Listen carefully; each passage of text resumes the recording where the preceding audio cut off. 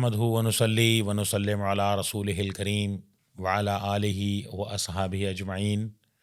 औज़ु बिल्लाहि मिनश शैतानिर रजीम। बिस्मिल्लाहिर रहमानिर रहीम।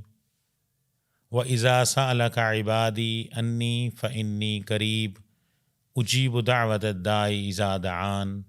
सदक़ल्लाहु मौलानल अज़ीम। नाज़रीन कराम, अस्सलामु अलैकुम व रहमतुल्लाहि ताला व बरकातुहू। आप रमज़ानुल मुबारक की स्पेशल ट्रांसमिशन मुलाहिज़ा फरमा रहे हैं। प्रोग्राम इदराकियात जो शोबा Uloom Islamia institute of southern Punjab Multan के ज़ेर एहतमाम नशर किया जाता है, आपकी खिदमत में हाज़िर हैं। नाज़रीन, रमज़ानुल मुबारक का बाबरकत महीना, बरकतों और अज़मतों वाला महीना, जिसकी एक एक घड़ी बहुत कीमती है। रमज़ानुल मुबारक के बाबरकत महीने में जहाँ हम इबादत करते हैं, तिलावत कुरान मजीद करते हैं, रोज़ा रखते हैं, तरावी पढ़ते हैं और बेशुमार हम नेकी के काम करते हैं, वहाँ जो एक बहुत अहम काम है वो है दुआ का। कि जब इफ्तार से पहले, सहर में, रात को क़यामुल लैल में हम ज़्यादा से ज़्यादा गिड़गिड़ा कर अल्लाह तबारक व ताला से दुआएं मांगते हैं, तो ये दुआ अल्लाह को बहुत पसंद है।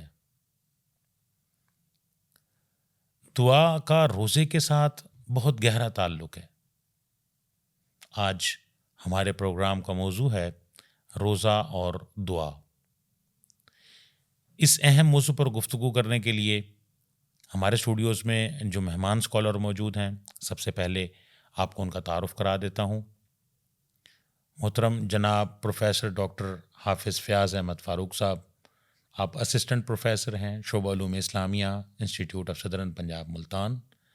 आप किताबों के मुसन्निफ़ भी हैं और बेशुमार आपके research articles HEC recognised research journals में आपके शाया हुए। अस्सलाम वालेकुम डॉक्टर साहब। वालेकुम अस्सलाम व रहमतुल्लाह। डॉक्टर साहब, सबसे पहले तो मैं आपको खुश आमदीद कहता हूँ, आपने वक्त निकाला और एक अहम मौजू पर गुफ्तगू के लिए आप स्टूडियो से तशरीफ़ लाए। जी शुक्रिया। डॉक्टर साहब, रोज़े का दुआ के साथ बड़ा गहरा ताल्लुक़ है। हमारे नाज़रीन को दुआ की अहमियत के बारे में कुछ बताइए। बिस्मिल्लाहिर्रहमानिर्रहीम। जी, सबसे पहले तो मैं मोहतरम सैयद इफ्तिखार अली किलानी साहब का बहुत शुक्रगुज़ार हूँ कि उन्होंने हमें ISP के स्टूडियो में बुलाया और रमज़ान करीम की मुनासबत से हमें गुफ्तगू करने का मौका दिया। जिस तरह आपने कहा है कि ये रमज़ानुल मुबारक का बाबरकत महीना है, ज़ाहिर नेकियों की बहार है जी बिल्कुल। और इसमें अल्लाह ताला की जो रहमतें हैं वो बारिश की तरह बरस रही हैं। तो इंसान जब ये रमज़ान करीम का महीना गुज़ारता है, ज़ाहिर है ये इबादत में गुज़ारता है, बहुत ज़्यादा इबादतें करता है। तो ये इबादतों में जो अहम चीज़ होती है वो ज़ाहिर दुआ होती है और दुआ का मतलब ही यही है कि इंसान अपने अल्लाह के साथ, अपने रब के साथ एक ताल्लुक़ को मज़बूत बुनियादों पर इस्तेवार करता है। ज़ाहिर है वो जब इबादत करता है, अल्लाह ताला की बंदगी इख्तियार करता है, तो अल्लाह ताला से कुछ चाहता है, जी बिल्कुल। कुछ मांगता है। ये जो चाहत है इंसान की, ये इसी में ही होती है कि इंसान खुशूअ दिल के साथ अल्लाह ताला से कुछ मुतालबा करता है उस बंदगी के नतीजे में। और ये जो बंदगी है, ये सबसे अहम चीज़ है कि इंसान पूरा महीना जिस तरह गुज़ारता है, ज़ाहिर है उसी तरह गुज़ारता है कि जिस तरह अल्लाह ताला ने उसको हुक्म दिया है। बिल्कुल। वो तमाम चीज़ों से रमज़ान करीम में रोज़े की हालत में तमाम चीज़ों से ख़ुद को रोकता है, क्योंकि इंसान जो है वो बहुत ज़्यादा चीज़ों के अंदर इन्वॉल्व हो जाता है। बाज़ औक़ात ऐसा भी होता है कि इंसान रोज़े की हालत में तो होता है, लेकिन वो उन चीज़ों का एहतराम बाज़ औक़ात नहीं कर रहा होता कि जो उसे करनी चाहिए। जी तो बिल्कुल। इसीलिए अल्लाह ताला से जब इंसान मांगता है, तो इसीलिए मांगता है कि अगर इसके अंदर कोई कोताही हो गई है, तो कोई एक कमी तो रह गई कोई है कमी रोज़े रह गई में। है, एक तो वो ये है कि उस कमी को पूरा किया जाए। बिल्कुल। दूसरा ये है कि अल्लाह ताला से इंसान कुछ इनामात चाहता है कि ये जो इबादत कर रहा है, उस इबादत के बदले में उसको कुछ अता हो। بلکہ نبی کریم صلی اللہ علیہ وسلم کی بہت صلی ساری اللہ احادیث علیہ مبارکہ وسلم. کے اندر اس بات کی ہمیں اشارت ملتی ہے کہ روزے کی حالت میں اللہ تعالیٰ سے مانگنا چاہیے. اللہ تعالیٰ سے مانگے گے تو پھر اللہ تعالیٰ عطا کرتا ہے. اور بعض اوقات اللہ تعالیٰ تو خود کہتا ہے کہ جس طرح آپ نے شروع میں آیت مبارکہ بھی تلاوت فرمائی کہ اجیب دعوت الداع اذا دعان، کہ جب مجھے پکارا جاتا ہے تو پھر میں جواب دیتا ہوں. تو بالکل. کوئی اللہ تعالیٰ تو اس خواہش میں ہوتے ہیں، اس سبحان اللہ. ارادے میں ہوتے ہیں کہ انسان مجھ سے کچھ مانگے. بلکہ رمضان کریم کا مبارک مہینہ تو ایسا ہے کہ اللہ تعالیٰ فرشتوں کو بھیجتا ہے زمین پر اور وہ انسانوں کی ہر دعا پر آمین کہتے ہیں. گویا انسان جو بھی دعا کرتا ہے اس دعا کے قبول ہونے میں کوئی شک شبہ کی گنجائش ہی نہیں رہتی. تو اسی لیے انسان کو اس رمضان کریم کے مبارک مہینے میں زیادہ سے زیادہ اللہ تعالیٰ سے اپنا تعلق کو بنانا چاہیے اور اللہ تعالیٰ سے زیادہ مانگنا چاہیے. دعا کے لیے تو اللہ تبارک و تعالیٰ سے جب ہم دعا مانگتے ہیں، ہمیں احادیث مبارکہ کی روشنی میں ہمیں یہ پتہ چلتا ہے کہ اللہ تبارک و تعالیٰ کوئی دعا رد نہیں کرتے. بالکل ایسے ہی ہے. اور رمضان المبارک میں تو اللہ کی رحمت، اللہ چونکہ رحیم ہیں، بالکل رحمان ہیں.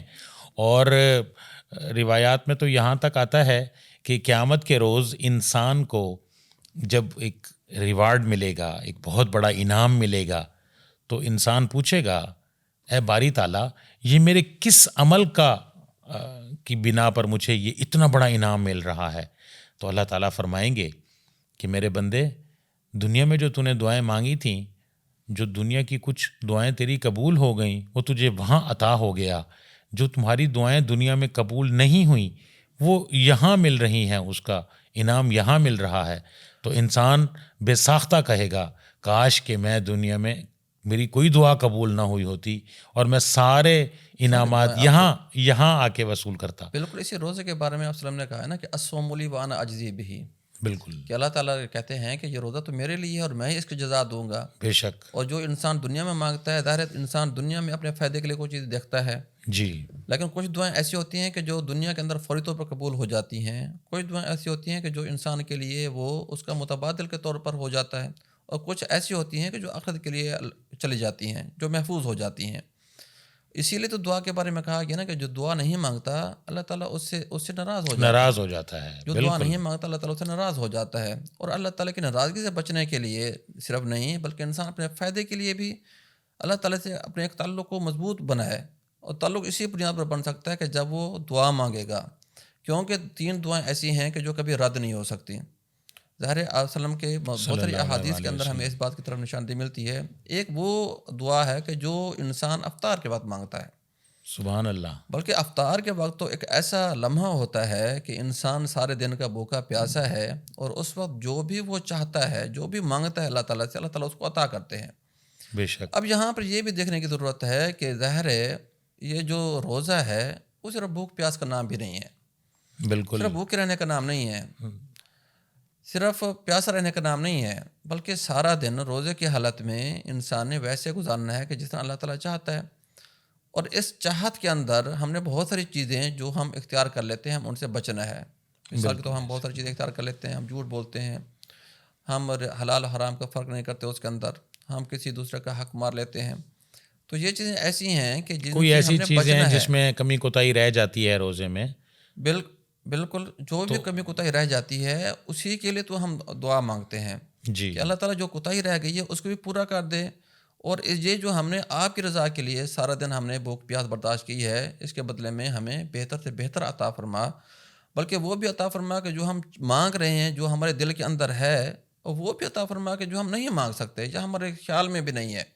اسی لیے وہ چیزیں تو ہیں کہ جو ہماری محفوظ ہو جاتی ہیں پھر اپنے دوست احباب کے لیے، رشتہ داروں کے لیے، بالکل، اور امت مسلمہ کے لیے ہم دعا مانگتے ہیں. اور یہ رمضان کا بابرکت مہینہ جس میں جیسے آپ فرما رہے ہیں خاص طور پہ افطار کے ٹائم پہ ہم زیادہ سے زیادہ دعائیں مانگیں. اور اس میں غزہ کے لیے، فلسطین کے جو مسلمان ہیں، کشمیر کے مسلمان ہیں، افغانستان کے ہمارے جو ایسے بے گھر بھائی ہیں، تو سب کے لیے ہمیں دعا مانگنی چاہیے. بالکل دعا مانگنی چاہیے، اس میں تو کوئی شک نہیں ہے کہ ہمیں دعا نہیں مانگنی چاہیے. دعا تو ہمیں مانگنی چاہیے، لیکن ہمیں کچھ آداب سکھائے گئے ہیں دعا کے حوالے سے جی کہ دعا ان آداب کے ساتھ مانگنی چاہیے. ان میں جو سب سے پہلی چیز ہے جو قرآن کریم نے ہمیں جس کی طرف ہمیں توجہ دلائی ہے وہ ہے وَادْعُوهُ مُخْلِصِينَ لَهُ الدِّينَ، کہ انسان کے دل میں اخلاص ہونا چاہیے، خالص پن ہونا چاہیے، سبحان کوئی اللہ، بناوٹی چیزیں نہیں ہونی چاہیے، بالکل کہ آپ کا جو خالق کے ساتھ ایک تعلق بن رہا ہے اس تعلق کی جو بنیاد ہے وہ مضبوط ہونی چاہیے. یہ نہیں ہے کہ آپ بس دکھلاوے کے لیے آپ کچھ کام کر رہے ہیں کہ دنیا دیکھ کر اس کو اپریشیٹ کرے، اس کو بہتر کرے. اچھا ڈاکٹر صاحب، یہاں پہ ایک یہ ہے کہ دعا جب ہم مانگ رہے ہیں تو ہم توجہ کے ساتھ دعا مانگیں. توجہ کے ساتھ، اچھا، ہم دعا مانگ رہے ہوتے ہیں اور ہمارا خیال کچھ اور ہوتا ہے، یعنی اس کے بالکل جب اللہ کے ساتھ. اخلاص ہے اسی چیز کا جی نام کہ جی آپ اسی خالق کے ساتھ متوجہ ہوں، جی کہ جس کو ابراہیم علیہ السلام نے کہا کہ انی وجہت وجہی للذی فطر السماوات والارض حنیفا، کہ آپ کا جو توجہ ہے وہ 100% اس ذات کے ساتھ ہونی چاہیے. بالکل بعض اوقات ہم نے ہاتھ اٹھایا ہوتا ہے لیکن ہمیں پتہ نہیں ہوتا کہ ہم کسی اور خیالوں میں ہوتے ہیں.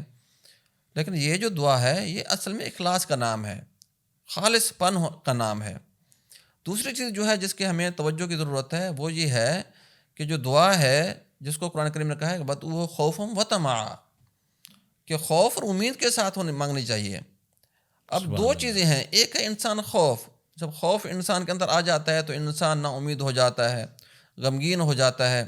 تو اللہ تعالیٰ نے کہا ہے کہ اللہ تعالیٰ نے تو انسان کو اس غم سے نکالنا چاہتا ہے. لا تقنطوا من رحمت لا اللہ. تقنطوا من رحمت اللہ، کہ اس کی رحمت سے مایوس نہیں ہونا چاہیے، امید رہنی چاہیے. بالکل اور خوف بھی اسی کا نام ہے. اصل میں خوف ایک تحریک کا نام ہے، جو انسان کے اندر ایک تحریک شروع ہو جاتی ہے کہ انسان اس غم سے نکلنے کی کوشش کرتا ہے، اس نا امیدی سے نکلنے کی کوشش کرتا ہے. تو ظاہر جب یہ تحریک شروع ہوتی ہے تو وہ امید کی طرف چل پڑتا ہے، پھر امید کے راستے پر چل پڑتا ہے، کہ جس کو قرآن کریم نے اللہ تعالیٰ نے خود کہا ہے کہ وَنَحْنُ أَقْرَبُ إِلَيْهِ مِنْ حَبْلِ الْوَرِيدِ، کہ میں آپ کی شاہرگ سے بھی شہرک زیادہ سے بھی قریب زیادہ ہوں. قریب، بے شک. تو لہٰذا جب انسان کا اور اللہ کا ایک تعلق بن جاتا ہے، اتنا قریبی تعلق بن جاتا ہے، تو پھر اس کو دنیا جہان کی کسی اور چیز کی ضرورت نہیں رہتی. تو اسی لیے جو خوف اور امید کا تصور ہے دعا میں، یہ بھی بہت اہم ہوتا ہے کہ خوف کے ساتھ جو تحریک شروع ہوتی ہے وہ امید پر جا کے ختم ہوتی ہے. جب پر امید ہو جاتا ہے انسان تو انسان کو وہ منزل بھی عطا ہو جاتی ہے.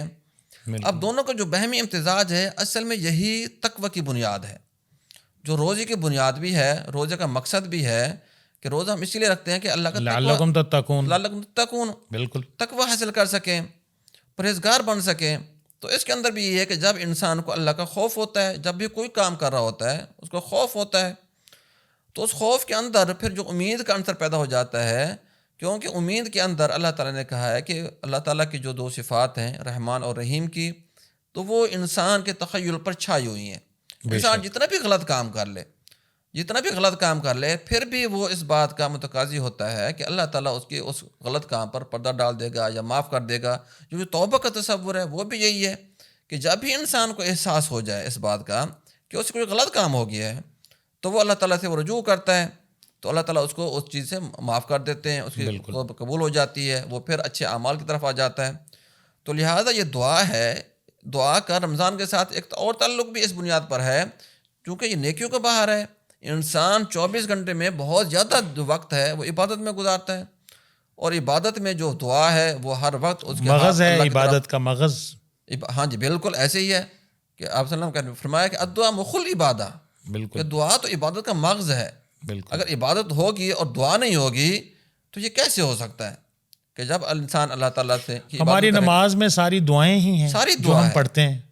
ساری نماز دعا ہے. جی لیکن اس کے علاوہ ہم چونکہ اس میں رمضان کریم میں بہت زیادہ اہتمام کرتے ہیں جی عبادت کا، ہم نفلی عبادت کرتے ہیں، ہم تلاوت قرآن کرتے ہیں، تو اس کے اندر پھر جو دعا ہے وہ بہت اہم ہو جاتی ہے. اور پھر یہ دعا کے بارے میں اللہ تعالیٰ نے کہا ہے کہ یہ جو افطار کے بعد دعا مانگی جاتی ہے اور بالخصوص سحری کے وقت مانگی جاتی ہے، یہ دو اوقات ایسے ہیں کہ جہاں پہ کوئی بھی انسان کی دعا جو ہے وہ رد نہیں ہوتی.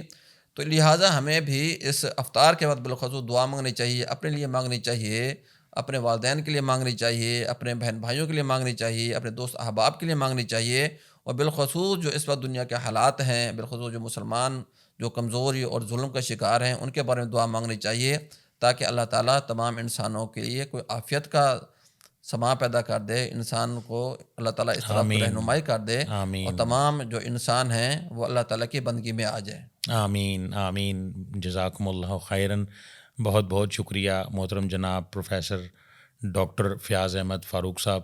آپ تشریف لائے اور روزہ اور دعا کے موضوع پر آپ نے بہت عمدہ اور تفصیلی گفتگو فرمائی. آپ کی تشریف آوری کا بہت بہت شکریہ. دل تو کرتا ہے کہ آپ کے ساتھ باتوں کا سلسلہ جاری رہے, بہت انشاءاللہ یہ اچھی جاری رہے گا گفتگو رہی, انشاءاللہ. لیکن ہمارے پروگرام کا وقت چونکہ آپ کو پتہ ہے کہ لمیٹیڈ ہوتا ہے, وقت جو ہے وہ وقت تو انسان کے پاس محدود ہے, اور جی انسان کے بالکل, خیالات وہ لامحدود ہیں. جی تو بالکل, انشاءاللہ کسی اور موضوع پر پھر آپ سے گفتگو ہوگی. جی انشاءاللہ. بہت شکریہ ڈاکٹر صاحب. ناظرین کرام, آج کے ہمارے پروگرام کا موضوع روزہ اور دعا تھا. پروگرام آپ نے ملاحظہ فرمایا, اور جیسے کہ ڈاکٹر صاحب فرما رہے تھے کہ ہم رمضان المبارک کے بابرکت مہینے میں جو عبادات کرتے ہیں, جتنی بھی ہماری عبادات ہیں, خاص طور پہ ہم افطاری کے وقت, سحر کے اوقات میں, اور پھر قیام اللیل ہے رات کا, اور رات کے آخری پہر میں ہم زیادہ سے زیادہ اپنے رب سے دعائیں مانگیں. اور ظاہر ہے یہ دعا مانگنا, اللہ سے ہم مانگ رہے ہوتے ہیں تو اللہ اس بات پر بہت خوش ہوتے ہیں اور اللہ ہمیں عطا کرتے ہیں. اللہ تبارک و تعالیٰ سے دعا ہے, اللہ تبارک و تعالیٰ ہمیں عمل کرنے کی توفیق عطا فرمائے. انہی الفاظ کے ساتھ اپنے میزبان سید افتخار علی گیلانی کو اجازت دیجیے. اللہ حافظ.